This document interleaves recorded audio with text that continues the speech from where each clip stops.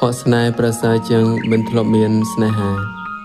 នេះជាពាក្យដែលគេចូលចិត្តនិយាយលេងនិងយកមកលើកទឹកចិត្តដល់អ្នកដែលមានវិបត្តិស្នេហាអ្នកនឹងឈឺចាប់ហើយខូចចិត្តនៅពេលដែលបានទទួលការបដិសេធស្នេហ៍ប៉ុន្តែទោះឈឺចាប់យ៉ាងណាក៏ដោយក៏អ្នកនៅតែអាចរកឃើញពីមេរៀនជីវិតនៃការឈឺចាប់នោះដោយគ្រាន់តែផ្លាស់ប្ដូរការគិតពីជ្រុងម្ខាងតែប៉ុណ្ណោះវាជាបទពិសោធន៍ដែលធ្វើឲ្យអ្នករឹងមាំម្យ៉ាងទៀតប្រសិនបើអ្នករៀនសូត្រនៅមេរៀនពីការបដិសេធស្នេហ៍បានល្អ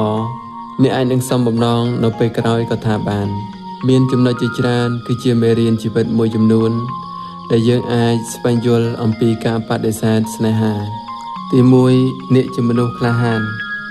ការហ៊ានបង្ហាញអារម្មណ៍របស់ខ្លួនដល់មនុស្សដែលយើងចាប់ចិត្តមិនមែនងាយស្រួលដោយការនិយាយនោះទេទោះបីអ្នកត្រូវបានគេបដិសេធប៉ុន្តែវាគ្រាន់តែជាលទ្ធផលដែលមិនមាននរណាស្មានដឹងមុនតែប៉ុណ្ណោះអ្វីដែលសំខាន់គឺអ្នកមានភាពក្លាហានគ្រប់គ្រាន់ក្នុងការបង្ហាញចេញនៅក្តីស្រឡាញ់របស់ខ្លួនដូច្នេះអ្នកគួរតែរក្សាភាពក្លាហាននិងភាពស្មោះត្រង់ចំពោះអារម្មណ៍ខ្លួនឯងការដែលត្រូវបានបដិសេធគឺប្រសើរជាងការស្រឡាញ់ដែលស្ថិតនៅក្នុងភាពងងឹតគ្មានភាពច្បាស់លាស់ព្រោះវានឹងនាំមកនូវការឈឺចាប់គ្មានដែនកំណត់ទី2រៀនស្រឡាញ់ខ្លួនឯងការត្រូវបានបដិសេធមិនមែនជាទីបញ្ចប់នោះទេតែវាជាការចាប់ផ្ដើមដោយចង់យកចិត្តគេអ្នកអាចនឹងភ្លេចខ្លួនឯងដោយជ្រើសយកជម្រើសអ្នកផ្សេងជាធំអ្នកធ្វើអ្វីដែលគេចូលចិត្តជ្រើសអ្វីដែលគេស្រឡាញ់តែចុងក្រោយអ្នកនៅតែមិនមែនជាជម្រើសដែលគេជ្រើសដូចនេះអ្នកគួរចាប់ផ្ដើមស្រឡាញ់ខ្លួនឯងធ្វើដើម្បីខ្លួនឯងធ្វើជាខ្លួនឯងដើម្បីស្វែងរកទំនាក់ទំនងដ៏ពិតប្រាកដជួនកាលអ្នកអាចនឹងចូលចិត្តនៅតែម្នាក់ឯងជាងក៏ថាបានការស្រឡាញ់ខ្លួនឯងមិនមែនជាភាពអាត្មានិយមនោះទេព្រោះវាមិនបានធ្វើឲ្យនរណាម្នាក់ក្តៅក្រហាយឡើយចូលស្រឡាញ់ខ្លួនឯងឲ្យច្រើនហើយត្រូវជឿថាអ្នកក៏អាចផ្ដល់សេចក្តីសុខឲ្យខ្លួនឯងបានល្អប្រសើរដែរទី3អ្នកជាមនុស្សសំខាន់មិនថានៅក្នុងស្ថានភាពបែបណាចូលចាំថាអ្នកគឺជាមនុស្សដ៏សំខាន់ម្នាក់ទោះក្តីស្រឡាញ់របស់អ្នកត្រូវបានបដិសេធប៉ុន្តែអ្នកនៅតែមានភាពសំខាន់សម្រាប់សមាជិកគ្រួសារមិត្តភ័ក្តិនិងមនុស្សដែលស្រឡាញ់អ្នកដោយគ្មានលក្ខខណ្ឌពួកគេនឹងនៅលួងលោមឲ្យកម្លាំងចិត្តនិងនៅក្បែរអ្នកដើម្បីឆ្លងកាត់ការខូចចិត្តនេះឲ្យបានបើអ្នកអស់សង្ឃឹមត្រូវការកម្លាំងចិត្តចូលប្រាប់ពួកគេអ្នកនឹងទទួលបានវាភ្លាមទោះពេលខ្លះពួកគេមិនអាចមកផ្ទាល់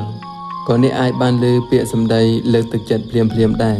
ទី4ប្រើពេលវេលាឲ្យកាន់តែមានតម្លៃអ្នកអាចធ្លាប់ចំណាយពេលដើម្បីធ្វើរឿងជាច្រើនដើម្បីអ្នកផ្សេង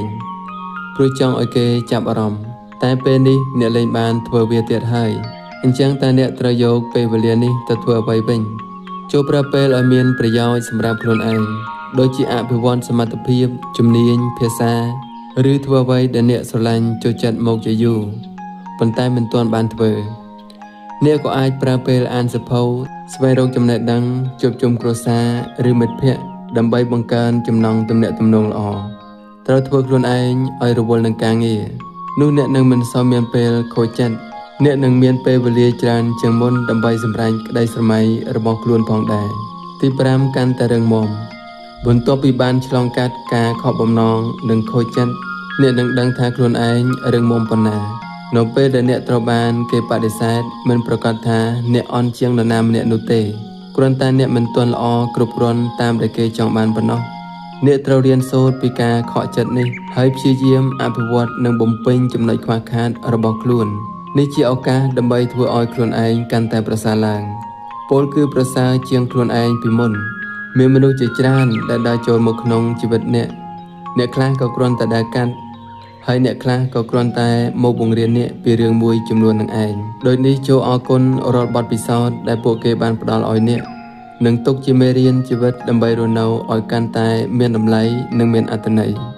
មិនថាការបដិសេធស្នេហាដោយហេតុបែបណាក៏ដោយចូលរៀនសូត្រពីបទពិសោធន៍ទាំងនោះដើម្បីស្វែងរកជីវិតស្នេហាដែលអ្នកប្រាថ្នានឹងរស់នៅដោយក្តីរីករាយការមិនទទួលបាននៅអ្វីដែលអ្នកចង់បានប្រសើរជាងការទទួលបាននៅអ្វីដែលអ្នកមិនចង់បាន Not receive what you want better than got what you didn't desire